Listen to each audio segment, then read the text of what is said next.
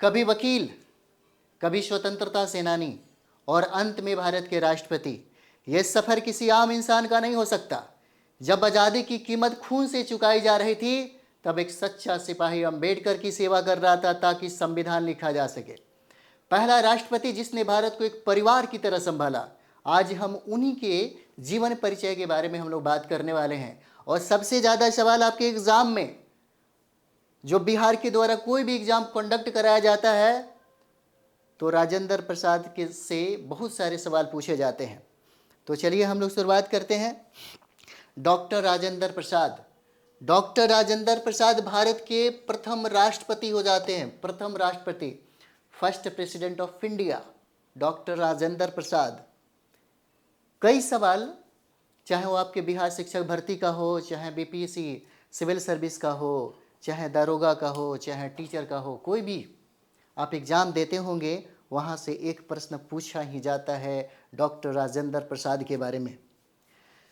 राष्ट्र सेवा, त्याग और सादगी का प्रतीक थे डॉक्टर राजेंद्र प्रसाद। चलिए तो शुरुआत हम लोग यहाँ से करते हैं। डॉक्टर राजेंद्र प्रसाद का जन्म हुआ था 3 दिसंबर 1884 को, याद रखिएगा 3 दिसंबर 1884। 3 दिसंबर 1884 को जन्म हुआ था डॉक्टर राजेंद्र प्रसाद का। बिहार के जीरादेई गांव में इनका जन्म हुआ था। और जीरादेई जो गांव है वो सारण जिला में है, जो वर्तमान में हम लोग उसे सिवान अब कहते हैं, सिवान कहा जाता है। डॉक्टर राजेंद्र प्रसाद का जन्म कब हुआ? 3 दिसंबर 1884 को हुआ। एक साल के बाद भारत में कांग्रेस पार्टी का स्थापना हुआ था 1885 में, है ना। और 3 दिसंबर 1884 को डॉक्टर राजेंद्र प्रसाद का जन्म हुआ। और इनके पिता का नाम है महादेव सहाय। पिता का नाम महादेव सहाय है, संस्कृत के बहुत बड़े विद्वान थे। इनकी माता का नाम है कमलेश्वरी देवी। कमलेश्वरी देवी बचपन से ही मेहनती, ईमानदार और प्रतिभाशाली। और ये माँ बाप का असर बच्चों के ऊपर सबसे ज़्यादा पड़ता है। और यही वजह था कि डॉक्टर राजेंद्र प्रसाद बहुत ही होनहार स्टूडेंट बने। बहुत ही होनहार स्टूडेंट बने डॉक्टर राजेंद्र प्रसाद। इनकी जो प्रारंभिक दीक्षा जो मिला, वह मिला छपरा के जिला स्कूल में। यही है छपरा का जिला स्कूल, आप देख सकते हैं, है ना। लेकिन बाद में आकर के ये पटना का कॉलेज जो है, पटना कॉलेज में इनका पढ़ाई लिखाई आगे बढ़ता रहा। यानी कि प्रारंभिक शिक्षा छपरा जिला स्कूल में हुआ, आगे की पढ़ाई इन्होंने पटना कॉलेज में की। और बाद में कलकत्ता विश्वविद्यालय चले गए। और कलकत्ता विश्वविद्यालय से उन्होंने कानून की पढ़ाई की, लॉ की पढ़ाई की। और इन्होंने इस लॉ की पढ़ाई में उन्होंने पहला स्थान प्राप्त किया। गोल्ड मेडलिस्ट का जो रैंक होता है, डॉक्टर राजेंद्र प्रसाद ने प्राप्त किया। यहाँ पे पहला स्थान इन्होंने प्राप्त किया। याद रखिएगा, उनका प्रारंभिक जो शिक्षा दीक्षा है ना, जिला स्कूल से प्रारंभ हुआ था, छपरा के जिला स्कूल में। आगे की उन्होंने पढ़ाई पटना कॉलेज से की। और बाद में लॉ करने के लिए कलकत्ता विश्वविद्यालय चले गए। और वहाँ पर इन्होंने प्रथम स्थान हासिल की डॉक्टर राजेंद्र प्रसाद के द्वारा। स्वतंत्रता आंदोलन में इनकी भूमिका, महात्मा गांधी से सबसे ज़्यादा प्रभावित थे। और यही वजह है कि जब महात्मा गांधी बिहार के चंपारण सत्याग्रह के लिए जब चंपारण आए हुए थे, तब चंपारण सत्याग्रह में डॉक्टर राजेंद्र प्रसाद ने बहुत ही भरपूर सहायता किया था, सहयोग किया था। इतना ही नहीं, आप देखते होंगे असहयोग आंदोलन 1920 में जब प्रारंभ हुआ, तो उसके पहले से ही महात्मा गांधी से सबसे ज़्यादा प्रभावित थे डॉक्टर राजेंद्र प्रसाद। डॉक्टर राजेंद्र प्रसाद सबसे ज़्यादा प्रभावित थे। और यही वजह था कि उन्होंने वकालत छोड़ दी। और वकालत छोड़ने के बाद उन्होंने स्वतंत्रता संघर्ष में कूद पड़े। असहयोग आंदोलन और भारत छोड़ो आंदोलन में उनकी सक्रिय भागीदारी रही। कई बार ब्रिटिश शासन के द्वारा इनको जेल भेज दिया गया। बिहार में नील आंदोलन में किसानों के साथ ये हमेशा, है ना, कंधे से कंधे मिलाकर किसानों के साथ ये खड़े रहे। इतना ही नहीं, आप देखते होंगे 1906 में इन्होंने बिहारी छात्र सम्मेलन की स्थापना की थी। 1906 में, इंपॉर्टेंट पॉइंट है, 1906 में, है ना, 1906 में, क्योंकि ये प्रश्न कई बार पूछा गया है, बिहारी छात्र सम्मेलन की स्थापना बिहारी छात्र सम्मेलन की स्थापना, है ना, छात्र सम्मेलन की स्थापना डॉक्टर राजेंद्र प्रसाद के द्वारा किया गया। इतना ही नहीं, आप देखते होंगे 1916 में लखनऊ अधिवेशन भी हो रहा था। 1916 में, है ना, होम रूल लीग का गठन भी किया जा रहा था। लेकिन इसी समय 1916 में ही एक साप्ताहिक पत्रिका का प्रारंभ किया डॉक्टर राजेंद्र प्रसाद के द्वारा, जिसका नाम था बिहार लॉ। 1916 में ही, है ना, 1916 में ही इन्होंने बिहार लॉ नाम से साप्ताहिक पत्रिका का प्रकाशन भी किया डॉक्टर राजेंद्र प्रसाद। कहा जाता है कि डॉक्टर राजेंद्र प्रसाद अपने जीवन में 3 बार कांग्रेस के अध्यक्ष बने। 3 बार, ये 3 बार कांग्रेस के अध्यक्ष बनते हैं। 3 बार कांग्रेस के, है ना, कांग्रेस के अध्यक्ष बनते हैं। आपको पता होगा 1939 में जब पट्टाभी सितारमैया और सुभाष चंद्र बोस के बीच में तनाव पैदा हो गया, त्रिपुरी अधिवेशन की अध्यक्षता में सुभाष चंद्र बोस जब जीत गए तो महात्मा गांधी से किसी भी तरीके से तनाव लेना नहीं चाहते थे। इसलिए सुभाष चंद्र बोस ने जब त्रिपुरी अधिवेशन की अध्यक्षता से पदत्याग किया था, तब यहाँ पे डॉक्टर राजेंद्र प्रसाद इसके अध्यक्ष बने थे। डॉक्टर राजेंद्र प्रसाद के द्वारा इंडिया डिवाइडेड नामक पुस्तक लिखी गई, जो बार बार पूछा जाता है। इंडिया डिवाइडेड, है ना, इंडिया डिवाइडेड नामक एक पुस्तक लिखा गया। इंडिया डिवाइडेड, है ना, इंडिया डिवाइडेड नामक एक पुस्तक लिखा गया डॉक्टर राजेंद्र प्रसाद के द्वारा, है ना, इंडिया डिवाइडेड। और 28 फरवरी, जो हम लोग आगे बढ़ते हैं यहाँ पे, चलिए, संवैधानिक भूमिका क्या है। भारत की संविधान सभा के अध्यक्ष बने और ये अध्यक्ष 1946 से लेकर के 1949 तक बने। संविधान सभा सबसे पहले 9 दिसंबर 1946 को जब पहली बैठक हुई थी, उसकी अध्यक्षता सच्चिदानंद सिन्हा ने किया था। लेकिन बाद में 11 दिसंबर 1946 को अस्थायी अध्यक्ष नियुक्त कर दिए गए। डॉक्टर राजेंद्र प्रसाद को अस्थायी अध्यक्ष नियुक्त कर दिया गया। संविधान सभा का अस्थायी अध्यक्ष जो कई बार पूछा गया है, 9 दिसंबर 1946 को सच्चिदानंद को अस्थायी अध्यक्ष नियुक्त किया गया था। और सच्चिदानंद को हम लोग बिहार के आधुनिक बिहार के पिता कहते हैं, आधुनिक बिहार के जनक के नाम से हम लोग जानते हैं।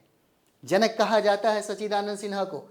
उसके बाद यहाँ पे 11 दिसंबर 1946 को अस्थायी अध्यक्ष नियुक्त कर दिया गया डॉक्टर राजेंद्र प्रसाद को। भारत की संविधान सभा के अध्यक्ष थे 1946 से लेकर के 49 तक, और देश के संविधान निर्माण में मुख्य भूमिका निभाई थी डॉक्टर राजेंद्र प्रसाद ने। 26 जनवरी 1950 को भारत के पहले राष्ट्रपति होने का सौभाग्य मिला डॉक्टर राजेंद्र प्रसाद को। और डॉक्टर राजेंद्र प्रसाद पहला प्रेसिडेंट है जो 2 बार राष्ट्रपति के पद पर सुशोभित हुए। 2 बार, 1950 से लेकर के 1962 तक 2 बार, है ना, 2 बार राष्ट्रपति रहे और हमेशा सादगी, नैतिकता और विनम्रता के प्रतीक रहे हैं डॉक्टर राजेंद्र प्रसाद। वे कहते थे, सत्ता का असली उपयोग जनता की सेवा में है। कभी कभी डॉक्टर राजेंद्र प्रसाद और प्रथम जो प्रधानमंत्री थे जवाहरलाल नेहरू, उनके बीच में बहुत ऐसे मुद्दे थे, बहुत ऐसे, है ना, मतलब कुछ ऐसे काम थे जिसके वजह से दोनों लोगों के बीच में मनमुटाव भी हुआ है। कई बार कुछ ऐसे काम भी डॉक्टर राजेंद्र प्रसाद ने कर दिए जो भारत के प्रधानमंत्री जवाहरलाल नेहरू थे, उनको बिल्कुल पसंद नहीं आया। जैसे में एक काम था, काशी के पंडितों को जाकर के इन्होंने पांव धोया। ये बहुत बड़े पद पर रहने के बाद किसी भी व्यक्ति को शोभा नहीं देता, क्योंकि भारत का राष्ट्रपति हो या भारत का प्रधानमंत्री हो, सभी लोगों के लिए समान होता है। और यही चीज़ था जो जवाहरलाल नेहरू हमेशा इनसे इस बात पे लड़ जाते थे, झगड़ जाते थे। बहुत सारे ऐसे मुद्दे रहे हैं, लेकिन फिर भी डॉक्टर राजेंद्र प्रसाद सत्ता का असली उपयोग जनता की सेवा में है, ये बार बार कहते थे।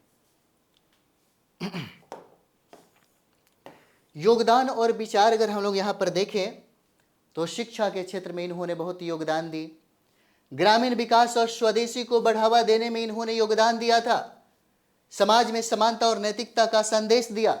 इन्होंने एक पुस्तक लिखी थी जिसका नाम है सत्याग्रह एट चंपारण। सत्याग्रह एट चंपारण इन्होंने लिखी थी। और इंडिया डिवाइडेड भी पुस्तक इन्होंने ही लिखा था, डॉक्टर राजेंद्र प्रसाद के द्वारा ही लिखा गया था, है ना। और यहां पर देखिए 28 फरवरी 1963 को 28 फरवरी 1963 को पटना के सदाकत आश्रम में इनकी मृत्यु हो गई। अगर देखा जाए तो 1962 में भारत के, है ना, राष्ट्रपति पद से सेवानिवृत्त हुए, लेकिन 1962 में ही भारत सरकार के द्वारा भारत का सबसे बड़ा सर्वोच्च सम्मान से सम्मानित किया, जिसका नाम है भारत रत्न। 1962 में ही डॉक्टर राजेंद्र प्रसाद को 1962 में ही डॉक्टर राजेंद्र प्रसाद को भारत रत्न से सम्मानित किया गया। भारत रत्न से सम्मानित किया गया कब? 1962 में ही सम्मानित किया गया था। और 1962 में ही ये सेवानिवृत्त भी हो गए थे राष्ट्रपति के पद से। और सेवानिवृत्ति के बाद ही अपने गांव चले गए सदानंदपुर और जीवन के अंतिम दिन बिताए उन्होंने। डॉक्टर राजेंद्र प्रसाद की मृत्यु 28 फरवरी 1963 को हो गई और भारत सरकार ने उन्हें भारत रत्न 1962 से सम्मानित किया था। 1962 में ये जो सदाकत आश्रम हम लोग देख रहे हैं, उन्होंने अपने जीवन में कई सावन है जो इन्होंने यहीं पर बिताया था। सदाकत आश्रम की स्थापना मजहरुल हक के द्वारा किया गया था।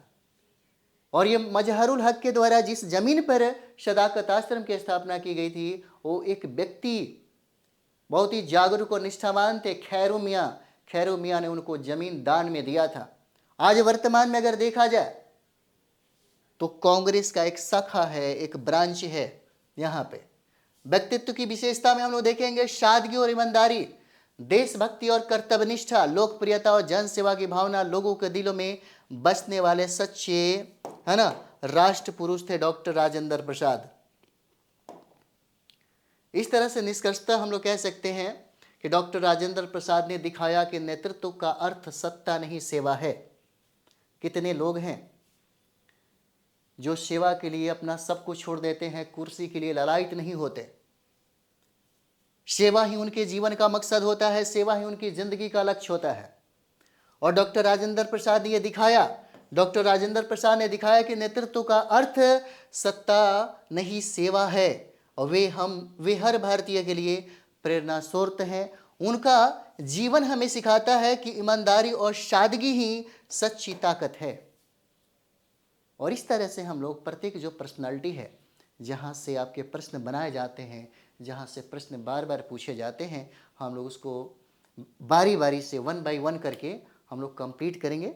और इसी तरीके से हम लोग आगे बढ़ते चलते हैं और मिलते हैं नेक्स्ट वीडियो में। थैंक यू वेरी मच आप सभी लोग।